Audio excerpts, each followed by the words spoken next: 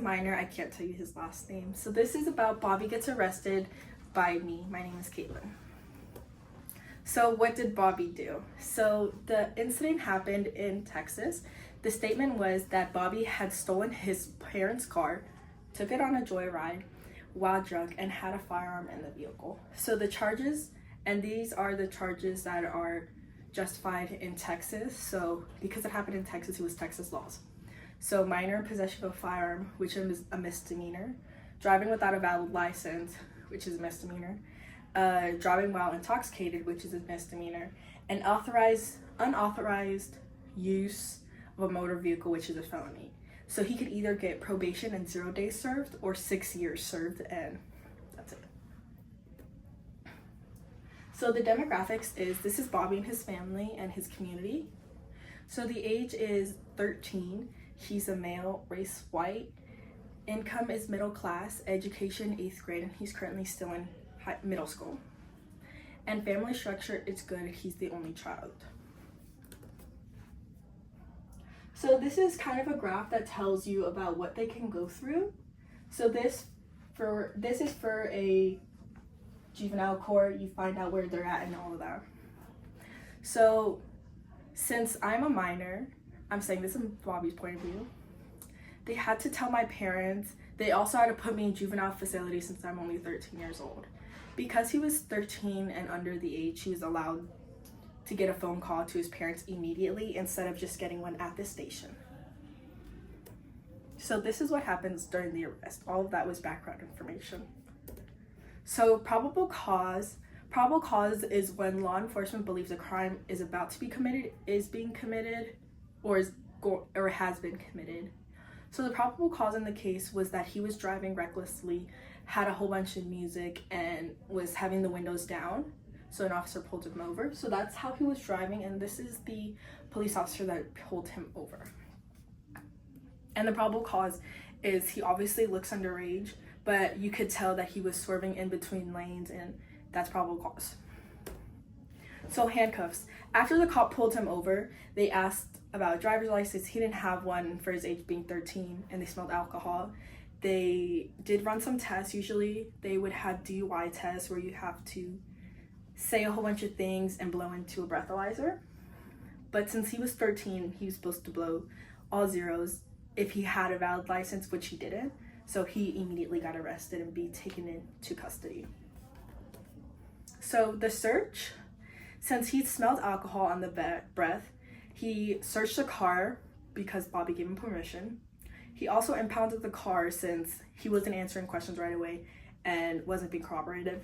This is a picture of the cops looking through the car, and this is a picture of one of the police officers finding the gun in his car. So then next, he was read his Miranda rights after all of that. So he also asked for the parents' number. Miranda rights is always mandatory because you can't convict yourself, or you can't persecute or perjure yourself. So afterwards, he was put in a ride in a cop car, like so. So this is what happens during booking. There's a during arrest, booking, and after arrest in these steps. So we're now in booking. So information is starting to be collected. This is Bobby at the police station with 2 police officers. They asked for his parents' phone number, his full name, his birthday, and other information. So then next what happens is fingerprinting. This is where they check for fingerprints to make sure that you are the person you say you are. And so that further, if you ever get arrested again or anything ever happens, you're now in their database. So after this, mugshot was being taken. This is Bobby having his mugshot taken. So database check is when they check to see if you have any criminal record, criminal history, warrants, or any other information that is linked to your name. Because if you have other warrants, then obviously you would stay to do that warrant and what you are being charged with now.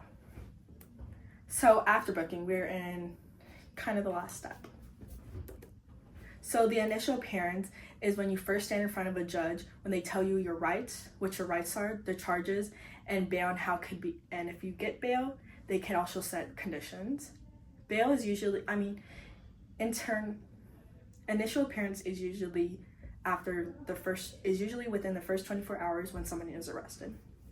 Since he had no priors and came from a good family, they gave him bail, and the conditions being set is that he couldn't drink and he had to have a curfew, so he could no longer be out doing whatever he wanted.